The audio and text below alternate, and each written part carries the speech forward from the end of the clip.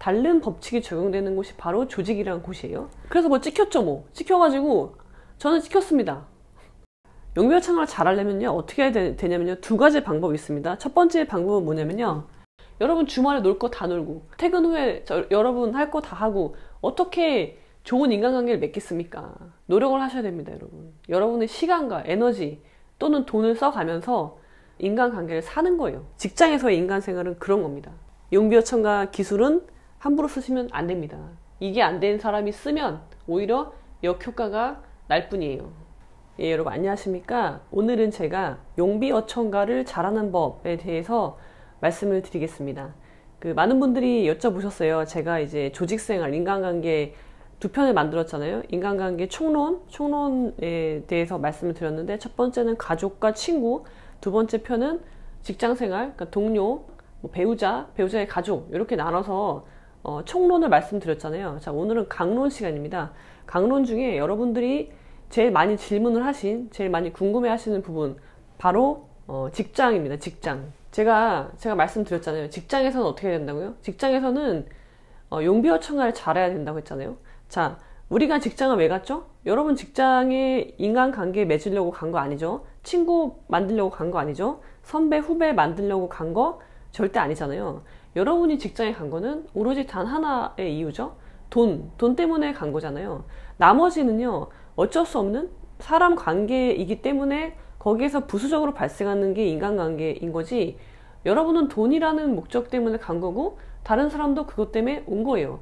그렇기 때문에 여러분의 인간관계를 내 가족이나 친구처럼 대하시면 절대 안 됩니다. 다른 법칙이 적용되는 곳이 바로 조직이라는 곳이에요. 자, 그래서 조직에서, 오늘은 조직에서의 강론이죠. 조직에서의 인간관계를 어떻게 해야 되느냐, 그거에 대한 이제 강론이고, 조직에서 제가 뭐라고, 제일 중요한 거는 돈을 벌기 위해서, 목적은 돈을 벌기 위한 거라는 거, 그걸 여러분 명심하셔야 돼요. 목적을 여러분이 인생도 그렇고요, 여러분이 생각하는 거, 말하는 거, 행동하는 건요, 목적이 있으셔야 돼요. 목적 지향적으로 사셔야 됩니다. 이게 어떤 의도를 갖고 말을 하라는 게 아니라, 여러분들이 왜 사는지, 내가 왜 살지, 나는 왜 삶을 살고 있느냐, 나는 저 사람과 어떤 목적을 가지고 인간관계를 맺고 있느냐, 그게 어떤 뭐 의도를 가지고 뭔가를 바래서 그런 말씀이 아니에요. 아시겠죠? 그래서 여러분들은 일단 목적을 정하셔야 돼요. 저 사람과 나의 목적, 인간관계를 설정하는 목적이 뭐냐, 이유가 뭐냐, 그걸 먼저 정립을 하시고 가시는 거예요. 자, 그 다음에 제가 뭐라고 그랬습니까? 여러분 직장에서는요, 용비어 청각을 매우 잘 하셔야 됩니다. 용비어 청각은 뭐죠? 용비어 청각은 조선시대에 세종대왕 때 이게 한글로 지어진 최초의 가사인가요? 근데 이 내용은 뭐예요? 용비어천, 여기서 용은 왕이잖아요. 조선시대 세종대왕 포함해서 여러분, 세종대왕 포함해서 그 조선의 왕들에 대해서 이제 칭송하는 노래죠. 그리고 뭐 조선여 영원히 뭐 번창하라는 그런 노래잖아요. 자, 근데 이게 세종대왕 때 지어졌어요. 그러면은 세종대왕한테 좋은 말을 해야 될 거 아닙니까? 그건 똑같은 예나 동서고금을 막론하고요, 여러분. 그거는 똑같습니다. 조직의 생리라는 거는 똑같아요. 자, 그러면은 이게 뭐예요? 조직에서 용비어 청각을 잘하라는 건 뭡니까? 내 직장 상사, 내 동료, 내 부하들까지 포함이에요. 포함해서 용비어 청각을 해라. 그거는 마치 세종대왕을 대하듯이 해라는 거죠. 우리나라 대한민국 국민 중에 세종대왕을 폄하하는 사람은 단 한 명도 없을 거예요. 그랬다가는 큰일 날 거니까. 그렇기 때문에 여러분들이 단 1%의 그 부정적인 의견도 있어서는 안 되는 거예요. 용비어 청각을 한다는 거는. 그리고 저 사람을, 내 직장 상사를 세종대왕님처럼 대한다는 거는 그런 걸 의미해요. 자, 그럼 어떻게 용비어 청각을 잘할 것이냐, 이게 문제인 거잖아요. 이게 관건이잖아요. 저는 용비어 청각을 솔직히 잘 못했습니다. 저는 그런 말을 하려면은 이게 막 손발이 오글거리고 얼굴이 굳어지는 거 있죠. 경직되는 거예요. 표정이 막 경직되면서 여러분, 그런 상황에서 용비어 청각 하면은 더 역효과인 거 아시죠? 얼굴이 막 경직됐어. 근데 입으로는 상대방을 칭찬해. 뭐 오늘 옷이 너무 잘 어울리세요 라든지 그런 말을 하면 이게 다 알아요, 사람들이. 제가 마음에도 없는 소리를 하는구나. 그래서 되게 안쓰럽단 말이에요. 그런 풍경이 너무 안쓰러워요. 그래서 아무튼 저는 유별나게 용비어 청각을 잘 못했어요. 그래서 한 가지 제가 일화를 말씀드렸었는데, 옛날에 제가 이제 군에 있을 때, 군에서 근무를 할 때, 저는 그때 초임 중이었고 상대방은 대령이었죠. 엄청나게 차이가 나는 겁니다, 여러분. 군에서 중위와 대령은요, 거의 뭐 얼굴을 들고 쳐다볼 수 없을 정도로, 야전에 나가면 그 정도란 말이에요. 대령이면 연대장이잖아요. 대령이면 연대장인데 중이라고 해봤자 저기 말단 중대장? 대위가 중대장이죠. 뭔가요? 그럼 소대장인가요? 아무튼 소대장이 연대장과의 관계이기 때문에 이거는 되게 어마어마한 넘을 수 없는 벽이 있는 거죠. 특히 군에서는. 자, 근데 어떻게 회식을 하게 됐어요. 그리고 2차로 맥주를 마시러 갔는데 거기서 왜 그 얘기가 나온지 모르겠는데 그 대령분께서 저희한테 물어보셨죠. 자기가 어떤 동물을 닮았나? 얼굴이 무슨 동물을 닮았는지에 대해서 물어보셨어요. 왜 그랬는지 모르겠어요. 기억나는 건 그 부분 뿐이니까. 저는 엄청나게 고민을 했죠. 뭘 닮았다고 얘기해야 되는가. 근데 제가 마침 평소에 그분을 보고 생각했던 동물이 있었던 거죠. 그래서 저는 자신있게 얘기했죠. 제가 첫 번째였어요. 제가 1빠따. 나머지 재수가 없었던 겁니다. 1빠따였던 거는. 제가 1번이고 제 옆으로 이렇게 둥그렇게 앉아 있었으니까. 그분이 제 맞은편에 앉아 있었고, 그래서 그분이 저한테 이제 당연히 자연스럽게 저한테 물어보신 거죠. 그래서 제가 그랬죠. 전 자신있게. 과장님은 너구리를 닮으셨습니다라고 제가 말씀을 드렸어요. 자, 여러분, 너구리는요, 저는 너구리를 되게 좋아해요. 일단 귀엽고, 너구리 라면을 되게 좋아하기 때문에, 저는 너구리를 떠올리면 되게 행복해요. 그래서 저는 아무런 별다른 그런 감정 없이 너구리라고 말씀을 드렸는데, 분위기가 좋지 않더라고요. 분위기 좋지 않았어요. 자, 그래서 별 말씀이 없으셨죠? 대꾸를 안 하시더라고요. 별 대꾸를 안 하시고, 자, 제 옆 사람으로 넘어갔죠. 그 사람은요, 남자였어요. 굉장히, 평소에 그런 말 하는 애가 아닌데, 그때는 말을 하더라고요. 호랑이를 닮으셨다고 얘기를 하더라고요. 그래서 바로 알아차렸죠. 내가 잘못했구나. 내가 실수했구나. 그래서, 그렇게 하시면 안 된다는 겁니다. 여러분, 차라리 말을 하지 마세요. 차라리 말을 하지 말고 바튼을 넘기셔야지, 거기서 솔직하게 진솔한 마음의 얘기를 하면 안 됩니다. 이건 아주 굉장히 안 좋은 사례예요. 용비어 참가를 굉장히 못한 사례죠. 그 뒤로 저는 그분이 저를 좋아하겠어요? 그럴 때는 여러분, 호랑이, 좋은 동물들 있잖아요. 호랑이, 독수리, 뭐라고 할까요? 토끼 그런 거 안 돼요, 여러분. 토끼 하시면 안 되고요. 아무튼 그런 좋은 말들 있잖아요. 장군의 기상이 있는 그런 것들, 대령이시니까 장군 다셔야 될 거 아니에요. 그러면 그런 것과 연관된, 권력이랑 연관된 거든지, 아무튼 그런 걸 얘기를 하셔야 되는 겁니다. 그랬죠. 그래요. 그러시면 안 되고요. 자, 그러면은, 그래서 찍혔죠, 찍혀가지고, 저는 찍혔습니다. 저는 그게 원인이라고 생각해요. 그게 시발점이었다. 그래서 그렇게 생각을 하고, 자, 용비어 참가를 잘하려면요, 어떻게 해야 되냐면요, 2가지 방법이 있습니다. 첫 번째 방법은 뭐냐면요, 이거는 항상 여러분 전제로 깔고 가셔야 되는 거고요. 전제니까 0번이라고 할게요. 자, 첫 번째, 용비어 참가를 잘하기 위해서는 첫 번째 방법은 뭐냐면요, 진실하면 돼요. 진실성. 내가 마음에 없는 소리가 아니라, 내가 진짜 나의 상사를 세종대왕 보듯이 하는 거죠. 세종대왕님처럼 존경하는 거예요. 진짜로. 마음에서 우러나서. 이러면요, 굳이 용비어 참가를 할 필요가 없는 거죠. 난 진심으로 저 사람을 존경하는 거거든요. 여러분, 이런 경우가 없을 것 같죠? 있습니다. 저는 봤어요. 진짜 숭배자라고 해야 되나? 그런 추종자 무리가 되는 친구들이 있어요. 저는 그분들의 행동을 보고 도저히 이거는 가식이 아니다. 저건 도저히 거짓일 수가 없다. 저건 진심이다. 진심으로 우러나서 하는 거다라고 밖에 해석할 수 없는 그런 행동을 보이시는 분들이 있어요. 그래서 진실하시면 됩니다, 여러분. 굳이 이걸 할 필요가 없는 거예요. 진실하면 그냥 나옵니다. 그냥 마음에서 우러나서. 자, 그럼 두 번째가 문제죠. 대부분은 우리 여기에 속할 거예요. 진실성이 없는 거. 내 마음은 저 사람은 꼰대야. 저 사람은 아무런 일도 하지 않고 저런 사람은 빨리 집에 가야 되는데 왜 저렇게 있을까? 저거는 공무원이라면 공무원 조직이나 우리 회사에 전혀 도움이 안 된다. 일도 못하고 꼰대다. 그렇게 생각을 하잖아요. 하는 분들이 이제 그래도 내 상사니까, 내 직장 상사니까, 나는 돈을 벌러 직장에 왔으니까 그런 분하고도 좋은 관계를 맺어야 되는 거죠. 그게 문제인 거죠. 그럴 때는 용비어 참가 기술을 쓰셔야 돼요. 이건 여러분 기술입니다. 용비어 참가 기술을 써야 되는데 어떻게 쓸 것이냐. 도저히 내 마음에서 나오지 않아. 그럼 어떻게 하느냐? 제가 그랬죠. 마음이 없는데 용비 요청가 막 날리면 어떻게 된다고요? 안 하는 일만 못해요. 그랬잖아요. 분위기, 여러분의 얼굴은 경직될 거고 분위기는 굉장히 썰렁해질 거고 제가 거짓말을 하는 게 너무 티가 나는 거죠. 이건 완전 개그가 돼버리는 거예요. 그래서 그럴 때는 그냥 가만히 있으시는 게 좋습니다. 두 번째이신 분은 기술이 없으면 이걸 쓰시면 안 돼요. 용비 요청가 기술을 함부로 남발하시면 안 됩니다. 오히려 역효과예요. 그럴 땐 어떻게 해야 되냐면 여러분 이건 단련을 하셔야 됩니다. 우리는요 거저 없는 건 없어요. 뭐든지 내가 뭐가 부족해, 결핍이 있어? 그럼 그거를 결핍이 뭔지 알아야 되고 그것을 채우기 위해서 평소에 노력하고 단련하시면 그게 채워지는 거예요.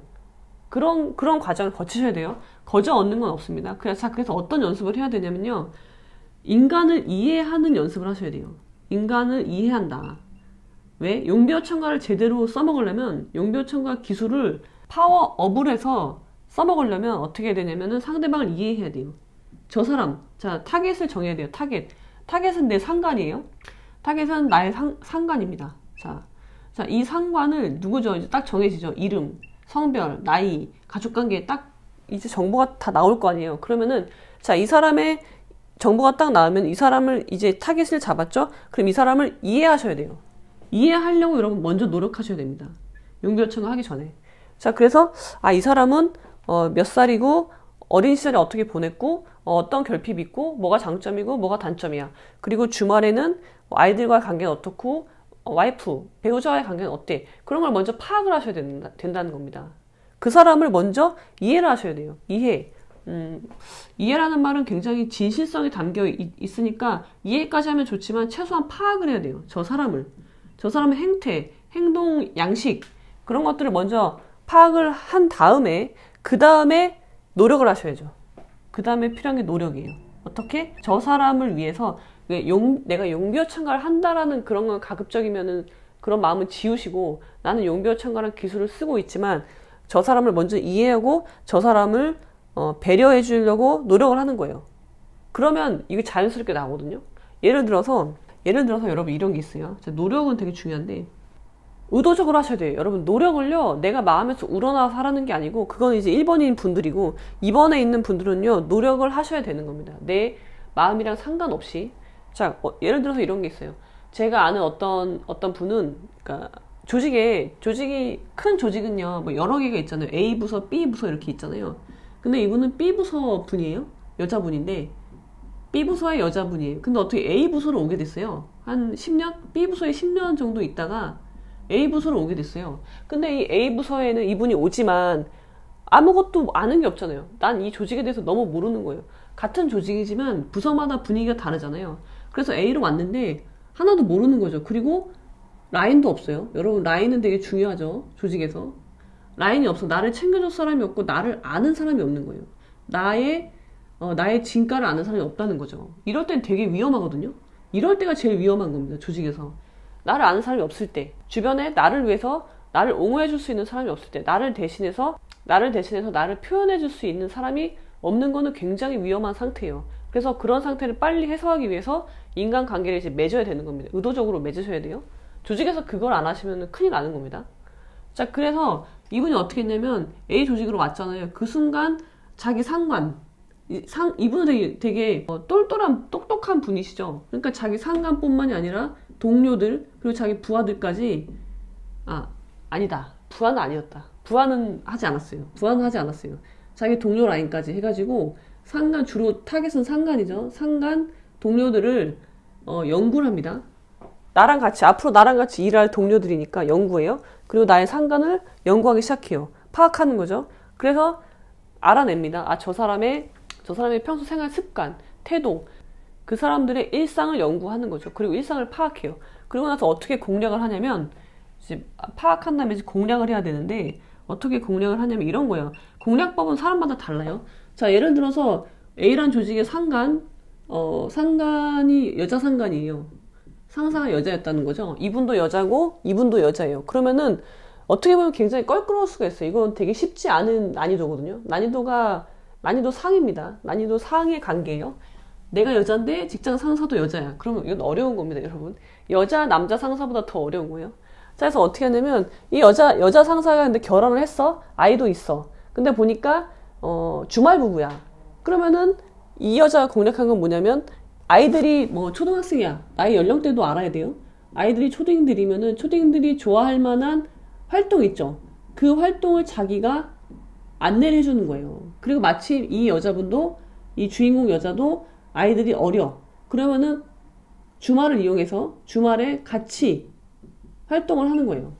활동을 할 수 있는 그런 거 많잖아요, 여러분. 무슨 뭐 자기 돈을 들여서 공연 티켓을 구매하든 아무튼 그런 쪽으로 공략을 하는 거예요. 그리고 놀러 가고 아이들 데리고 일부러 놀러 가고 놀러 오게 하고 집들이 같은 명목으로 오게 하고 집을 새로 사서 집들이 하는 게 아니라 새로운 조직으로 갔으니까 그렇게 하는 거예요. 그런 어마어마한 노력 끝에 결국은 이 조직을 장악합니다. 이 과를 장악해요. 그리고 자기가 이제 이 선배한테 자기 직장 상사한테 인정받고 동기들한테도 인정을 받는 위치까지 가는 거예요. 공고해지잖아요. 그러면 이제 자기 본색을 드러내는 거죠. 여기 부하 직원들한테 이제 할 말을 다 하는 거죠. 장악하는 거, 장악. 조직을 장악할 수 있는 거예요. 그래서 여러분, 전 되게 이분이 굉장히 훌륭한 분이라고 생각을 하는데요. 이렇게 하셔야 됩니다, 여러분.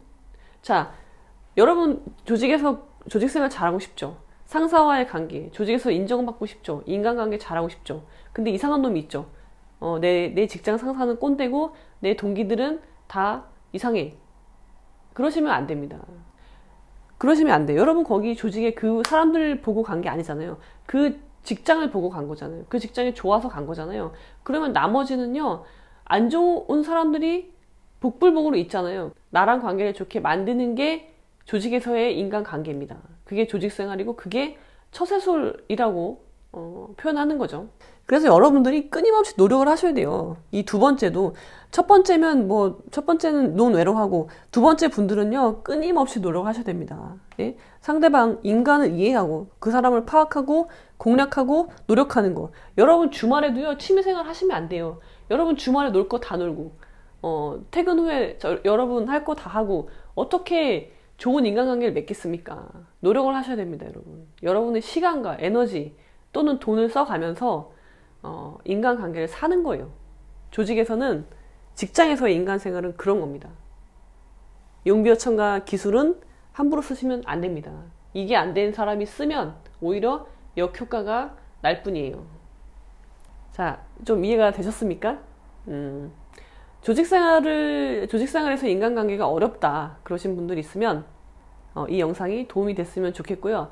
여러분들의 그 용비어천가 기술을 향상시켜서 갈고 닦아서 어느 조직에서든 인정받는 여러분들이 되시기 바라고, 인간관계 때문에 최소한 스트레스를 받는 그런 일이 없었으면 좋겠습니다. 자, 그리고 제가 말씀드렸죠. 조직에서는요, 직장에서는요, 사람을 버릴 수가 없습니다. 내 상사가 마음에 안 들어, 꼰대야. 제가 그랬죠. 친구는 버리면 된다고 했어요. 과감히. 걱정 뭐 2번, 3번 생각할 필요도 없고요. 나를 괴롭히는, 나의 영혼을 침식하는 친구는 그냥 버리라고 했습니다. 근데 직장에서는요, 버리시면 안 됩니다. 직장에서는 그 누구도 버리시면 안 돼요. 최소한 표면적으로는. 여러분 마음에 뭐 들어와 있지도 않겠지만 여러분 마음에서는 언제든지 버리셔도 되는데, 표면적으로는 그게 절대 드러나서는 안 된다는 거죠. 아무도 버려서는 안 됩니다. 자, 그럼 오늘 여기까지. 소장님 이쪽. 이디야를 가려면 내일 아침에 가셔야 될 것 같고요. 이디야는 문을 닫았습니다. 안 온다고? 제가 제 차로 모실까요? 벤츠가 노선이 우리 집에 들렀다가 다음날 가는 거야. 네? 다음날 지하철 타고 가는 거야? 야.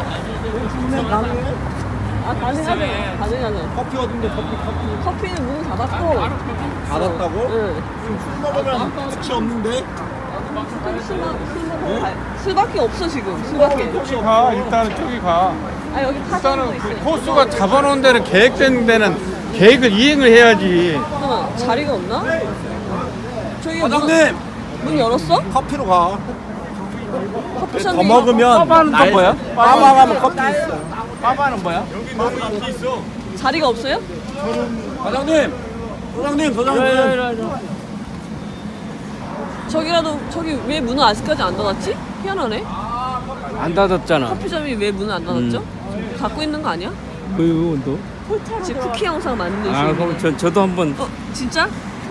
감당하실 수 있으시겠어요? 얼굴 나와도 됩니까? 괜찮지 뭐. 알겠습니다. 저기 훌륭하십니다. 예. 오늘 자, 예. 우리 저 이지은 예. 화이팅. 화이팅 한번 해주시죠. 화이팅. 내년에도 내년에 영원히 작게 먹고 가면 되지. 계속 와서 커피는 화이팅 하기를 빕니다. 내년에 확실하게 지원해 주시는 겁니까? 오케이. 우리 약속? 저 이재범무관 화이팅. 네. 영원히 화이팅. 약속한 거 우리는 알아. 아니 저기 소장님도 빨리 여기 약속해주세요. 빨리 저기 가서 5명 자리 잡았어. 뭐 있어요? 자리 있답니다. 잡았다니까 빨리 와. 그러면 볼지 모른다. 국수 먹네. 국수 좋네. 국수. 국수에 꼭 다 있잖아. 여기 맛있어요. 근데 맛집이에요.